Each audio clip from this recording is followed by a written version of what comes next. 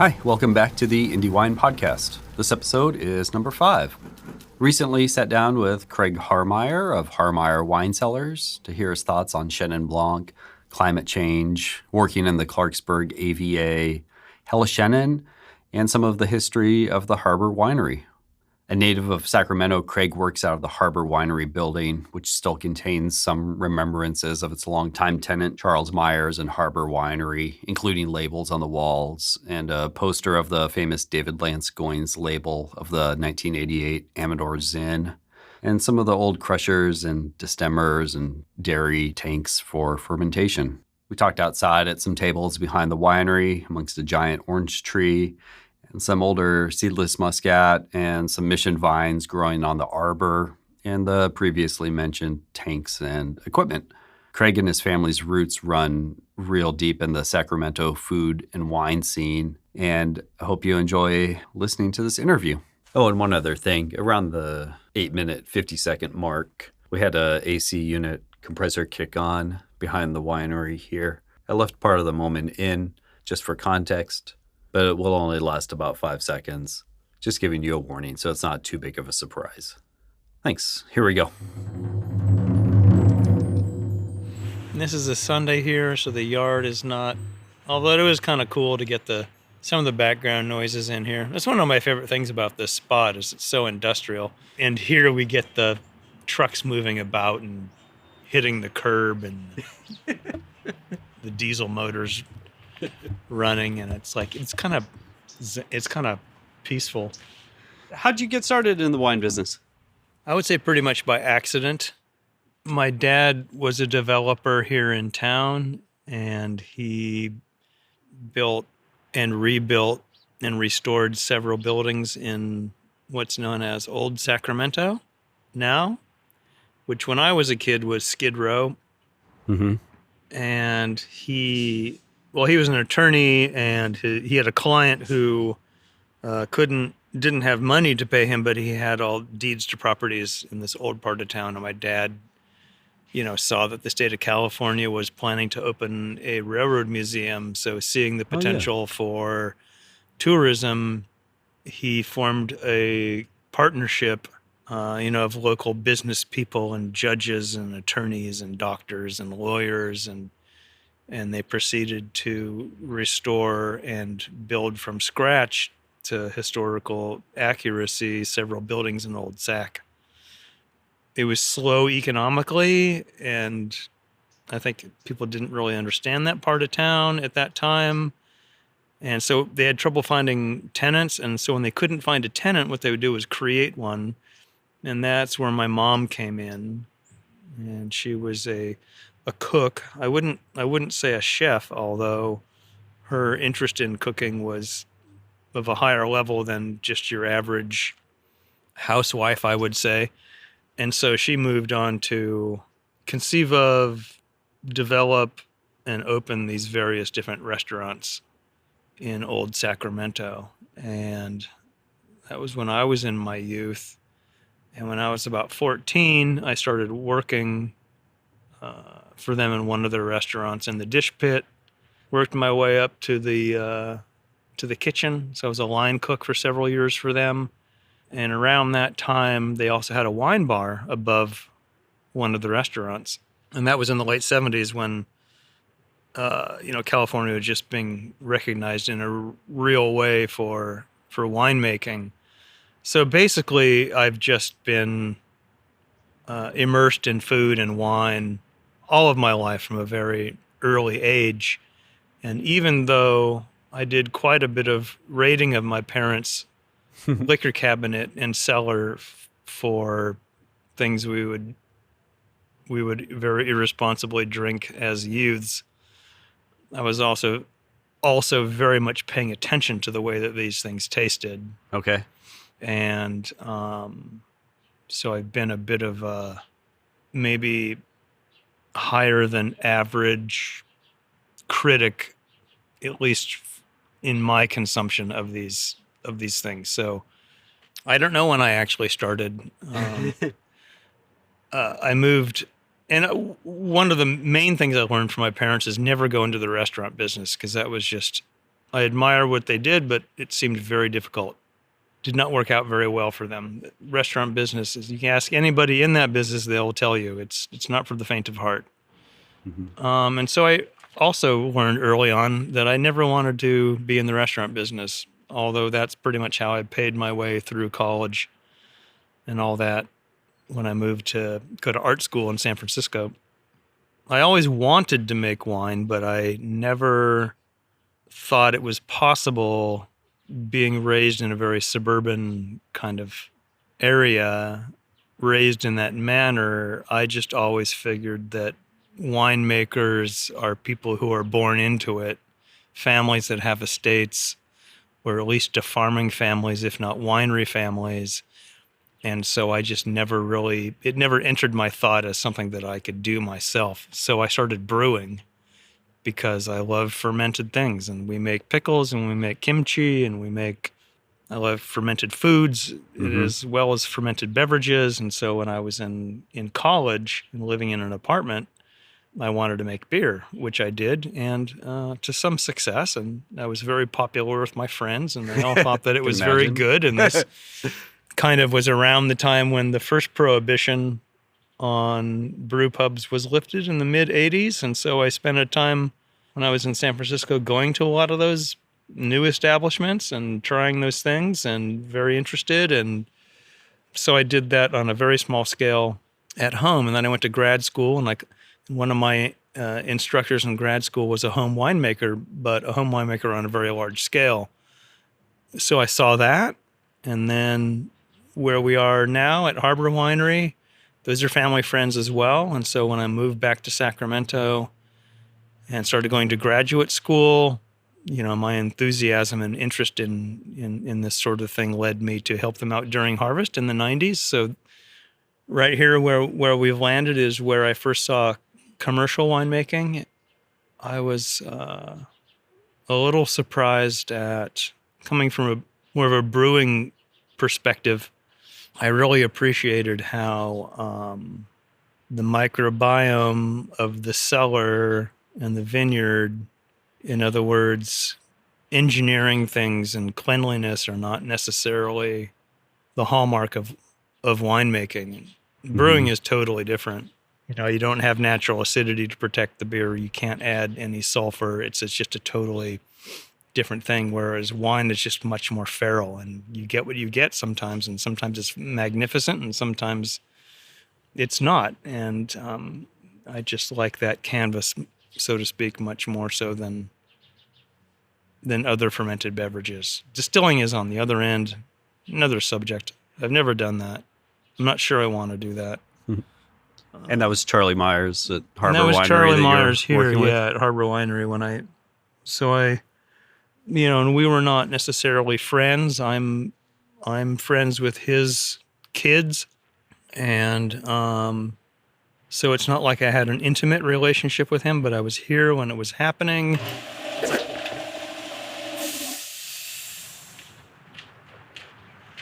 But I was able to glean enough from the operation. I'm a quick learner, or so I'm told. Seeing his process here was enlightening for me. And however, we had small children and I had another career. So I still was not thinking about any major career change at that time. But that came a bit later, when my career became just kind of untenable for me. You started as an artist, right? Well, I started as an artist, yeah. So I'm a trained painter. I have a master's degree in studio painting and sculpture. And, I kind of fell into that just because it's all I had. I had no other direction when I was younger. And so I did that.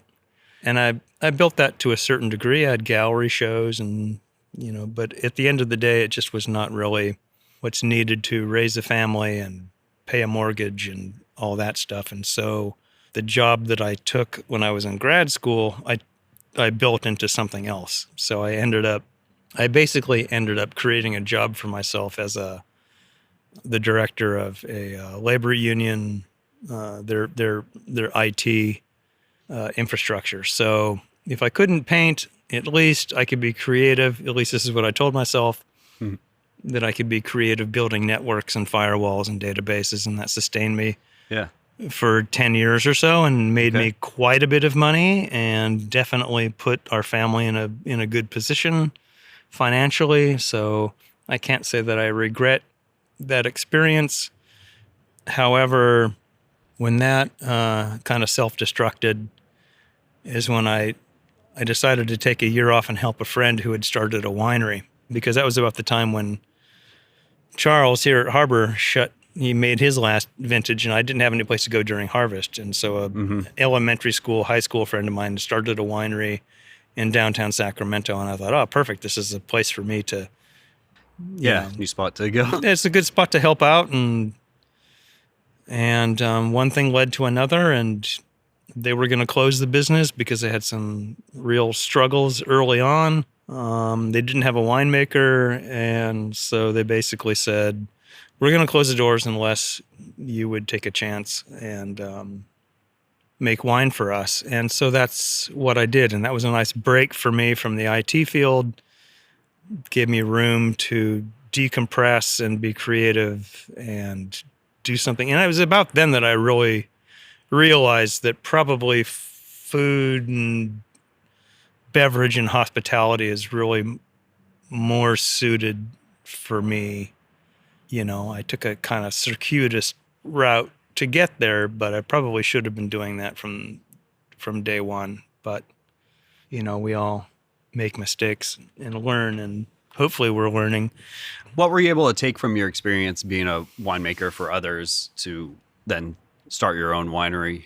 That's a good question, because usually early on in a winemaker's career, they're not dealing with custom crush clients or other people. And my first job at the winery was to try and salvage a horribly smoke-tainted, ruined vintage. I just very early on was tasked with managing many different kind of ticklish situations. And so custom crushing for people really, I think, I learned a lot about myself and my ability to talk to people and figure out what it is they want and to try and give them what they want. It was just a totally different kind of thing for me early on. What year did you start Haarmeyer? Well, Haarmeyer Wine Cellars is the business name for the LLC, which was formed in 2016. But we started with our Santre label in 2008, and we were doing that at Revolution. And it was actually a Revolution. It was owned by Revolution. I was a partner in Revolution Wines, Okay. so that actually was one of their brands, one of their labels. So Revolution financed all that. They collected all of the revenue. I was just the creative force behind it. Mm-hmm. So when that partnership dissolved, I just continued, and we officially named it Haarmeyer Wine Cellars in 2016. 2016. Okay. Did you move into the Harbor Winery here in 2016 also? Exactly. Yep. That same year. I read somewhere that you originally started with more Iberian varieties. What drew you to those, and then what has kind of changed to make you concentrate more on Chenin's and Nebbiolo? Couple things. Early on, I was looking for a way to fit in, and I really didn't have an idea for a winery. I just knew that I wanted to make wine. And so for a period of time early on at Revolution, I wasn't the winemaker. And so I was treading a bit lightly and just trying to fit in somewhere. And actually the first commercial wine I made was a port style wine, because my business partner then, they were missing a sweet wine in their lineup, and he thought it would be important to have a sweeter wine. And his winemaker at the time was not interested in doing that. And so I told him that I would do it for him. Or maybe he asked me. I don't remember. But anyway, so I found there's a guy, Ron Silva, been around for a little while in Lodi, in the Alta Mesa sub AVA. And being a Silva, he's He's very serious about his heritage and Portuguese varieties, and so he has a ton of different Portuguese varieties planted. And so I thought if we were going to make a port-style wine, right down the road from us, we have all 6 of the so-called noble Portuguese varieties for making that wine. And so we sourced that, and I was able to finagle a couple of the other varieties out that he wasn't going to give us. And that was fermented natively as well. So I was foot treading it, and one of the bins we're bin fermenting it, and one of them started to go on its own quite vigorously. And I would just hop from bin to bin foot treading. And so I inoculated all the other varieties with that. Yeah. So that also was kind of like one of my first aha moments for native fermentations. That's a little bit of a segue from your current question. But anyway, so that was the impetus for that. I do like port. I don't drink a lot of it, but I just figured if we're going to make one, we should give it our best effort. Yeah. And we used some aged brandy as well. We didn't use grain alcohol or anything like that. We sought out, nicer brandies to make this stuff. And, we opened a bottle not too long ago of the 08, and it's pretty tasty. So that's how I got started with that. And I just figured that was how I was going to continue in that role, as I would just keep working with Portuguese varieties from Ron's vineyard. And then things just took a turn after I took over as winemaker. Then I didn't quite have enough time at first to entertain side projects. And then by the time I did get back to that, I realized that it's really white wines that I'm interested in. So if I'm going to start a project of my own in earnest, it's going to be what I like to drink. Mm-hmm. So Hella Shannon, yeah. Nice. How'd that come about? Hella Shannon actually was coined by Tegan Pasalacqua in 13 or 14. When we met, he put together a group and he's great at doing this kind of stuff, just like getting people together. So he just gathered friends and acquaintances, and then even strangers who make Shannon in Northern California, just so that we could all have an afternoon or an evening tasting each other's wines and talking about the wines and, sharing with each other and having a meal. And so at our first meeting, I think it was 2013, we were at Angel in Napa eating oysters. Nice. And I think Tegan just somehow blurted out, Hella Shannon. And that's where it started. I just took off with it. So people think that I created it, but it's really a Tegan Pasalacqua thing. But I don't know. Sounds like something made by a couple Northern California it's guys good. either way. It's silly, but yeah. You make 6 different Shannons every year, 6, 7? It depends. We make at least 4. Okay. Sometimes 7. Yeah. What do you look for in a Shannon vineyard? I can't say I necessarily look for anything in particular. I'll try anything. Once. So if we find a new source for Shannon, I will usually try it, especially if there's some vine age. If there's some history to it, then I'm game, to just try it. And there's only been one vineyard that we've tried once and said, no, thank you to. All the others bring something to the table, express their Shannonness in a different way. So I actually welcome just Shannon in all kinds of different microclimates and terroirs, and I just want to see. I'm just interested in what kind of Chenin Blanc wines we can make in Northern California. Do you have much say in any of the farming of the vineyards? Mm-hmm. Yeah, absolutely. I will say, though, that we primarily work with folks who will work with us, so there usually isn't a whole lot of. I don't need to be too heavy-handed when I'm dealing with people But, like some of the vineyards we lease, most of the vineyards we source from. Some of the vineyards are totally hands off where we have no say whatsoever in the farming practices. We just get what we get. That's the case of our SRV Chenin. I will say, though, that handwork is still done. I mean, they use machines to hedge and to plow, to disc and undervine management, but they still handwork it. And this is like a 60-acre vineyard. They still prune it by hand. High water table, not terribly interesting soils, not necessarily farmed for the highest quality, but we love the wine that we can make from that spot. Mm-hmm.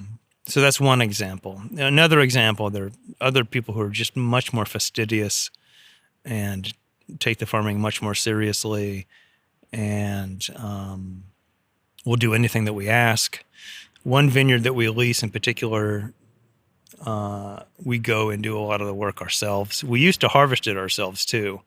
It's just that we grafted some Chenin there a couple of years ago, and now it's too much for us to handle on our own. So we do pay pickers to go in there and do that. But we sucker it, we prune it, we shoot position it. We talk about weed.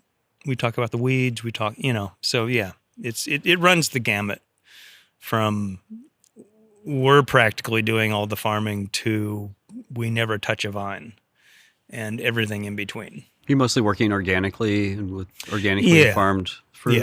Yeah. The one vineyard, the Sutter Ranch vineyard, is the one that is, it's Lodi sustainable, Lodi rules. Okay. Different people have different opinions about that. Some people call it greenwashing. Other people call it a step in the right direction. And I'll just leave it there. It's great fruit we get at. It's great fruit that we get at. Yeah. You work a lot in that Clarksburg area with Chenin. Mm-hmm. I think a lot of people have the picture in their head, Sonoma, Napa. How would you describe Clarksburg to someone? Because it's an interesting place, and you're in the Delta there and levees. And the Delta is a magical spot. I don't know how it necessarily translates into finished wine, but it is a unique California wine growing region.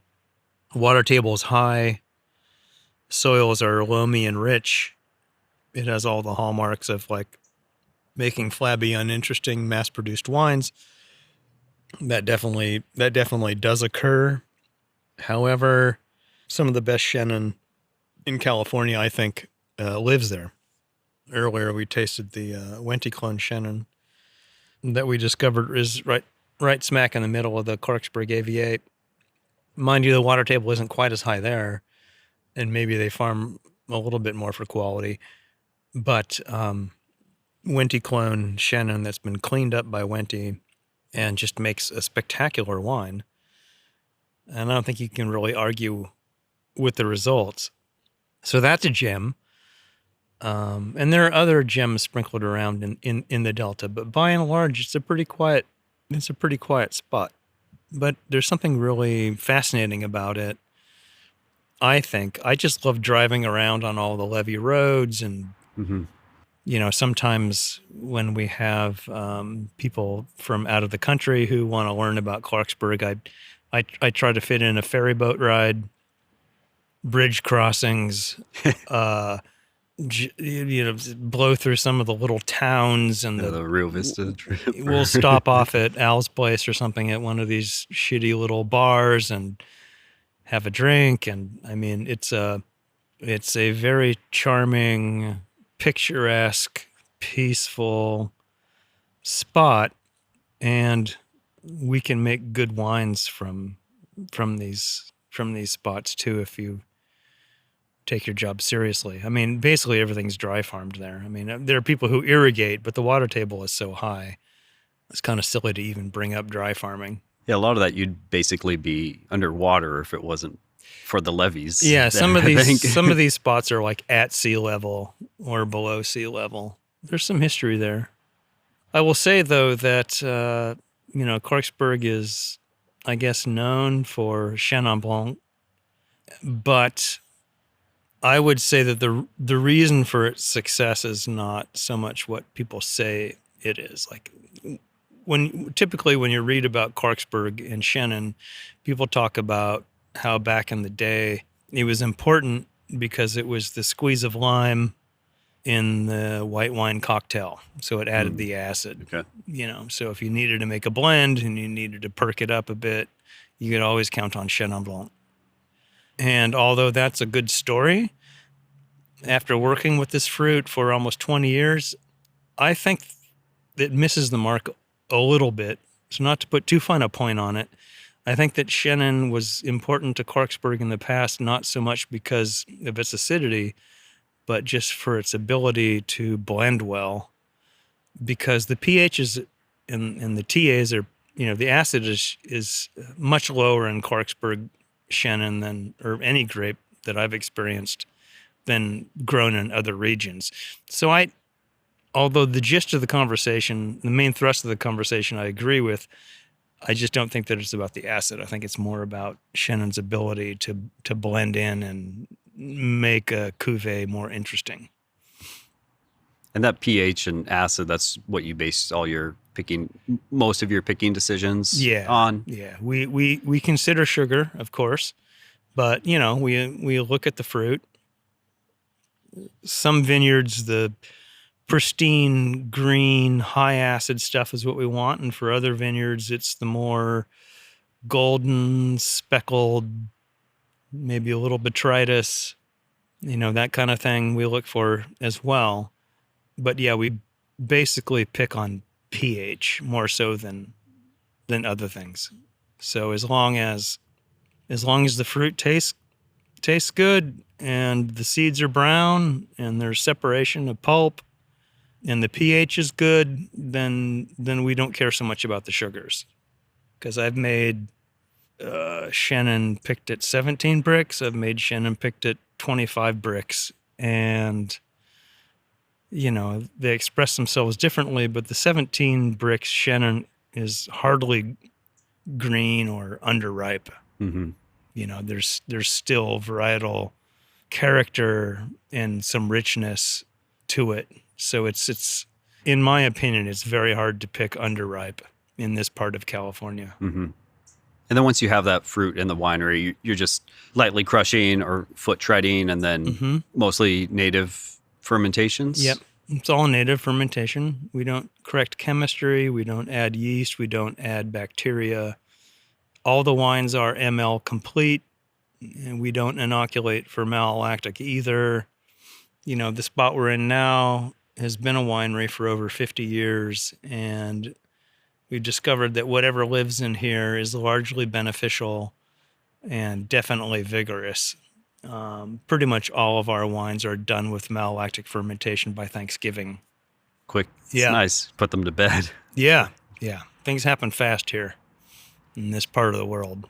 So you make a lot of white wines. Can you tell me a little bit about some of the reds you make? Yeah, the reds, we kind of started off focused on Zinfandel, mainly because I think that's just what's historically more important for this region, is probably the reason why I've latched onto it, is there are older plantings of it, interesting sites.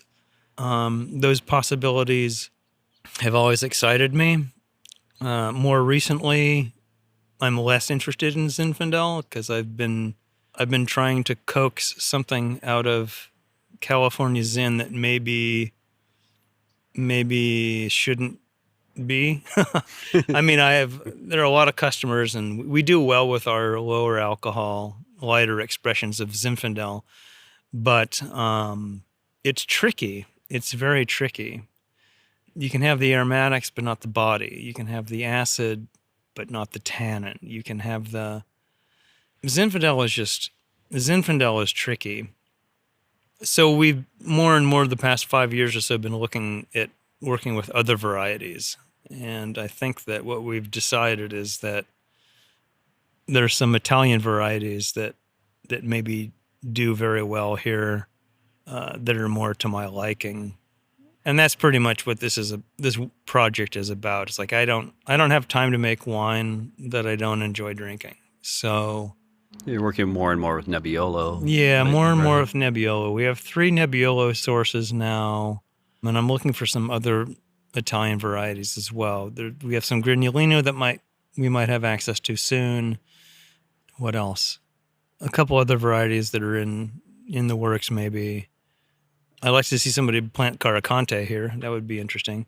Hmm. But for red varieties, Italian, it's like we talk a good game about Barbera in the foothills, but I think that there's still a lot of work to be done with that, and I'm interested in trying that myself. So yeah, we're a little bit less focused on Zinfandel now. Somehow we ended up with like 6 different Zinfandel sources, and I realized one day that we're pretty much all blending them together, and that those wines I just didn't take home with me as much. And I thought, Nebbiolo landed in our laps, and I love the Nebbiolo from Clarksburg.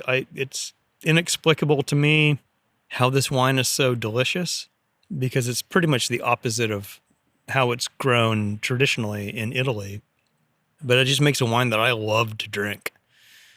And so that's pretty much the impetus for me looking for more Nebbiolo in California and other Italian Piemontese grapes of origin from the Piemonte.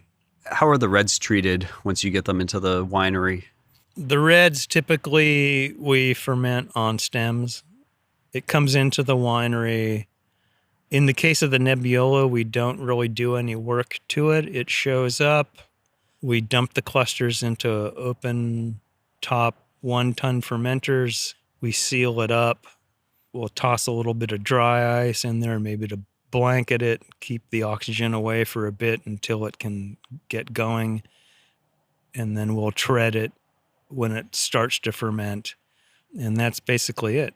The others, we will similarly just go straight from picking bin right into fermenters, and we'll give them a rigorous foot treading to juice it up and get things going. But that's pretty much our protocol for making red wine. Is it's all whole cluster, and we just let it do its thing. Oh, Yeah. also it's pump overs. We do pump overs until it gets really juicy, and then we'll maybe punch it down more towards the end, and then we tend to press a little bit early.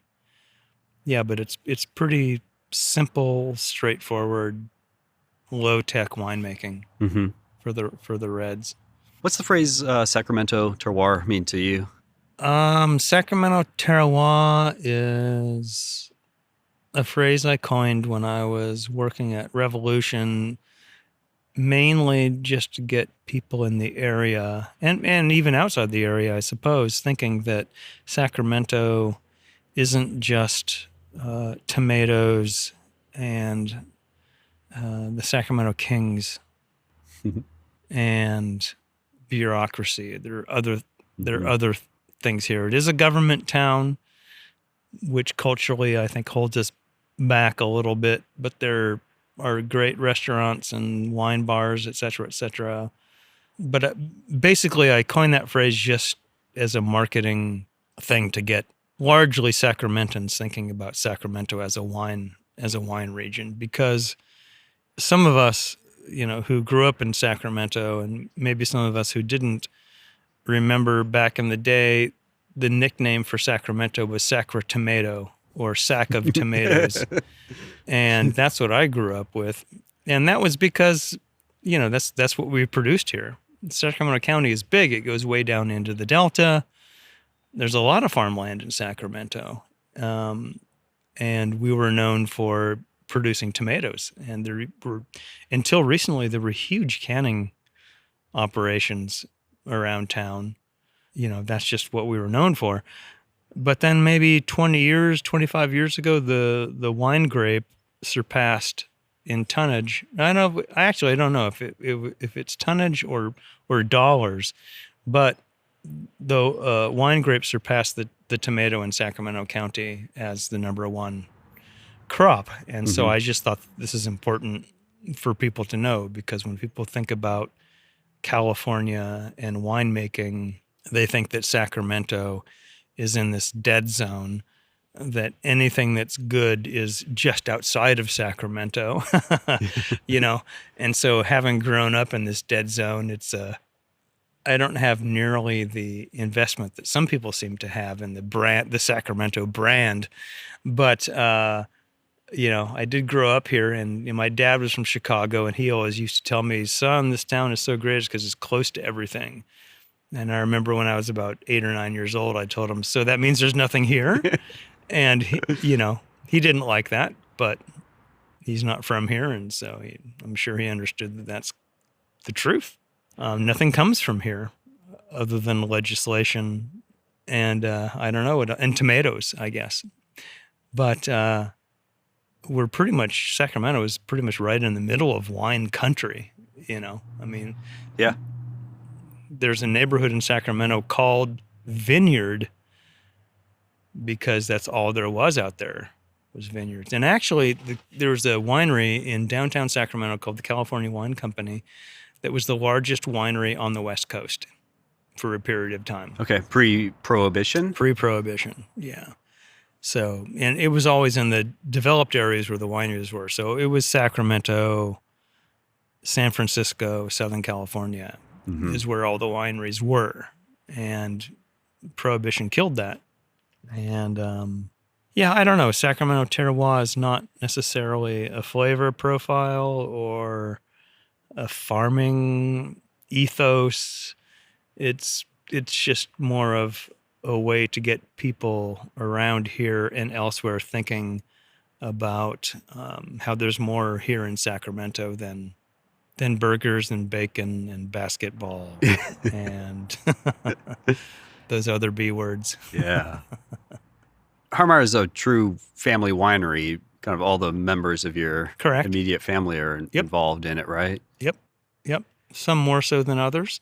So my son is 32, and he has pretty much only worked in wine cellars. So that's pretty much all he knows. And in 2016, when we were restarting, he and I agreed together that we were going to do this together. This is what he wanted. So my hope is that this winery will keep living on with his efforts later on. So that's kind of how I feel like we're building this winery, so that not just so that I can pursue my interests in making Chenin, but also so that my son can have a business to operate later on down the road. And my daughter, my wife is part of the equation. She does wine club stuff and tech stuff. She builds our website. We're always talking. She's a big part of like driving the ship. And then my daughter graduated from UC Davis a couple of years ago with a degree in sustainable agriculture. And so she doesn't know it yet, but she's going to be the Haarmeyer Wine Cellars winemaker one day. How do you feel like your wine making process has changed since you started, if it has?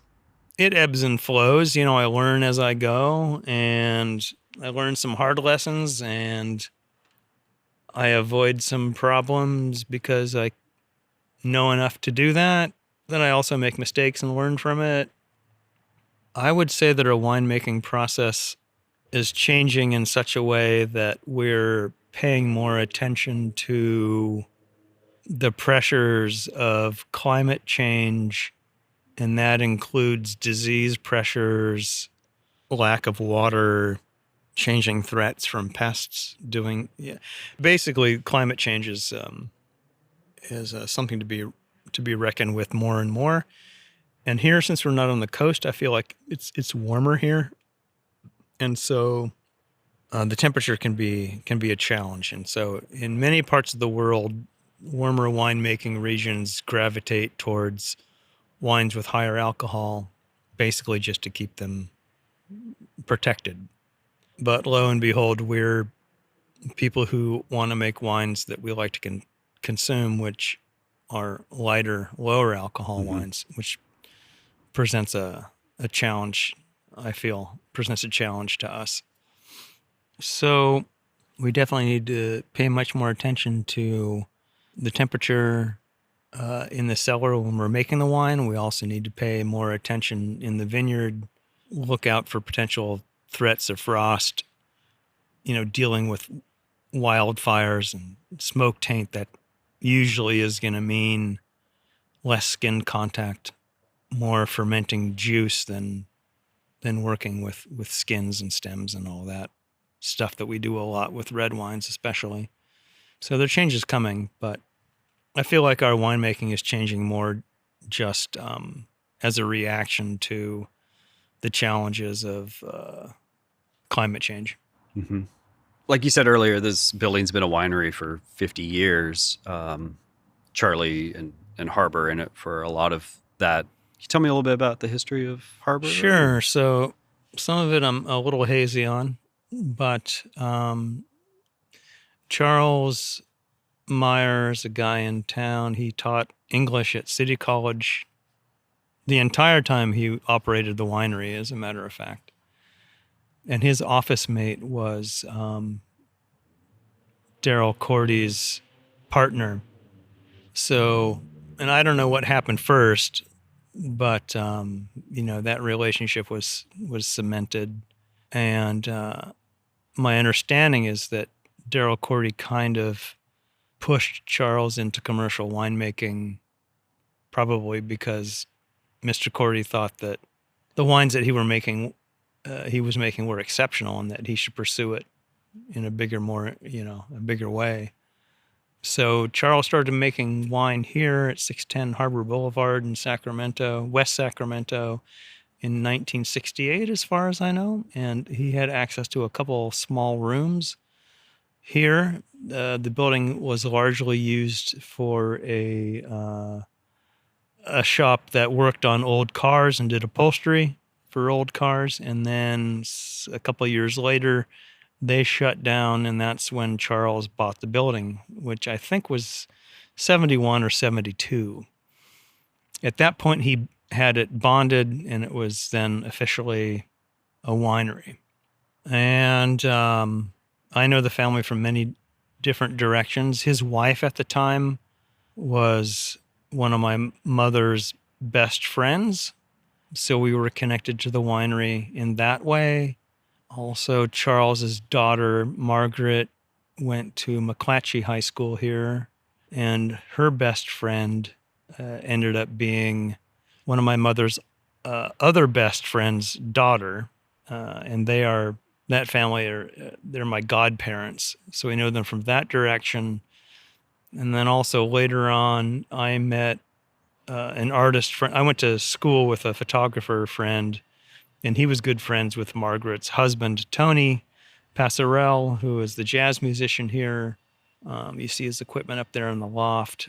So I've known the family from many different directions, but it pretty much started in 1968, and then in 1972 became a commercial winery. They used to hang out with all the people in the day. Alice Waters would come to town to talk to Daryl, and so Alice Waters came through here and tasted, and she always had some Harbor winery on the wine list. That's great. Joe Heights, I'm told, would stop off here once in a while and hang out, and taste barrels. They'd have harvest parties, and that was actually my first experience here. It was during harvest at one of the harvest parties. So there's a bit of history here. Yeah, it's basically Daryl Cordy's friends and associates that would come to town to visit him. He would many times send them this way. Yeah, and you saw some of the old old equipment. Yeah, old dairy around. tanks. We have these old dairy tanks here that Charles used, and we used those for the first couple of years we were here. We used his press. He has an old Voslin screw press from 1972 that we used for our first 3 vintages, which is very helpful because when we restarted, we had no money. Or we didn't have no money. We had $10,000, but most of that went to my attorneys to form the business entity and get all the licensing done. And then the last couple $1,000 we bought bottles and corks and labels. So we really didn't have a whole lot of equipment. As a matter of fact, the first vintage here, my son and I, we processed 23 tons, and that was all hand bucketed. We had wow. we had no forklift, no pump. It was totally just large scale home winemaking. Yeah. In 2016. Yeah. That's real large scale. Yeah. It's not picking a couple Home Depot buckets of grapes.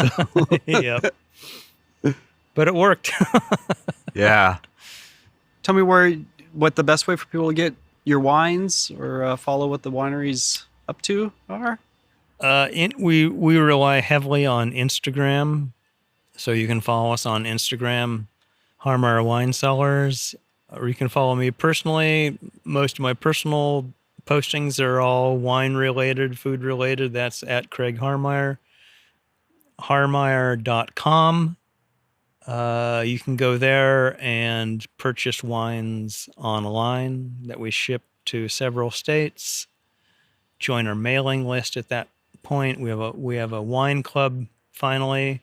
And then out in the real world, you can find our wines on both coasts, usually small wine shops and certain restaurants around town. But in this locale, Cordy Brothers, Taylor's Market, we're at several restaurants in the Bay Area. Vintage Berkeley is a big supporter. Big Grape is a big supporter of us. Terroir used to be. Unfortunately, they're no more. But yeah, you can usually find us around town in wine shops, smaller wine shops and such. Buy some wine. Buy what you like and buy some wine. Not necessarily ours, but drink some different stuff. Spend a few minutes talking to whoever you're having dinner with or sipping with. Take a few minutes to just describe what you're tasting, and then get on to enjoyment. But seek out some interesting stuff and make wine an important part of every meal. Thanks for listening to episode 5 with Craig. His Chenin really expresses the sites it's grown so well, with vivid differences despite being treated very similar in the cellar, and the reds are fresh and bright with little or no oak influence. You can follow the podcast on wherever you're listening, and also the Instagram at Indie Wine Podcast for updates, or email indiewinepodcast@gmail.com. The next episode will be an interview with Mike Dunn, the longtime wine writer for the SAC-B and other publications. We'll be talking about his recently released book, The Signature Wines of Superior California, and dive in deeper about changes he's seen over the years and the areas covered by the book, and what some of these wines and wineries mean to him. Thanks again. Have a good one.